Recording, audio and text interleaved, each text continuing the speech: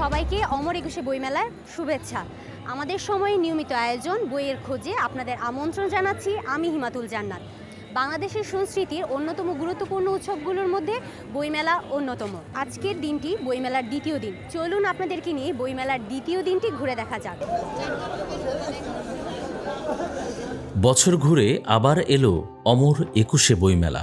রবিবার ছিল বইমেলার দ্বিতীয় দিন। এদিনও মেলার সোহরাওয়ার্দী উদ্যান ও বাংলা একাডেমি অংশে ছিল বইপ্রেমীদের সরব উপস্থিতি। পছন্দ হলেই অনেকেই কিনছেন বই, আবার কেউ কেউ মেতেছেন খোশ গল্পে।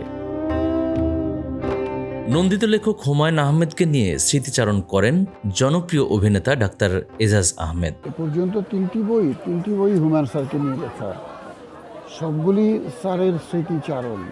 হুমায়ুন স্যার মানুষ ছিলেন কেমন, মানুষকে যে শিক্ষা দিবে সেজন্যই লেখা।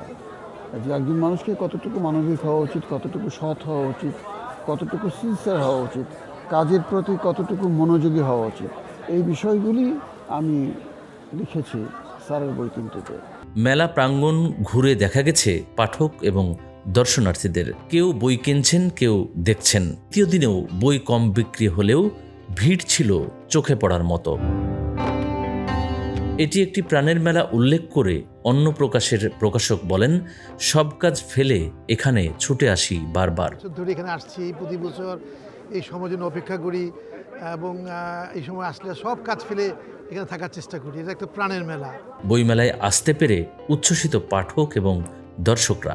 অনেক এক্সাইটেড বিকজ আমি মনে হয় 30 বছর পর বইমেলায় এসেছি। হ্যাঁ, এখানে একটু ভিড় বেশি প্রতি বছরের চেয়ে, কারণ গত বছর আমরা এরকম করতে পারিনি। বইমেলার দ্বিতীয় দিনে এসেছে 13টি বই।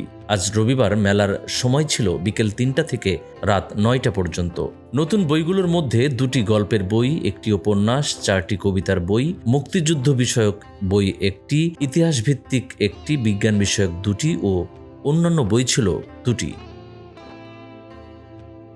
দিন যত যাবে লেখক পাঠকদের উপস্থিতিতে আরও সরব হয়ে উঠবে অমর একুশে বইমেলা, এমনটি প্রত্যাশা সবার। আজ ছিল বইমেলার দ্বিতীয় দিন। বেশ উত্তেজনাপূর্ণভাবেই কেটেছে আজকের এই দিনটি। নতুন বইয়ের স্বাদ নিতে এবং পাঠকরা লেখকদের সাথে আড্ডায় মেতে উঠতে আজকে তাদের উপস্থিতি বেশ সরবভাবেই জানান দিয়েছে। আজকে আমাদের এই বইমেলার দিনটি আগামী দিনগুলোতে আরও আনন্দপূর্ণভাবে বয়ে আনবে বলে আমরা মনে করছি। আমাদের সময়ের সঙ্গেই থাকুন। ধন্যবাদ।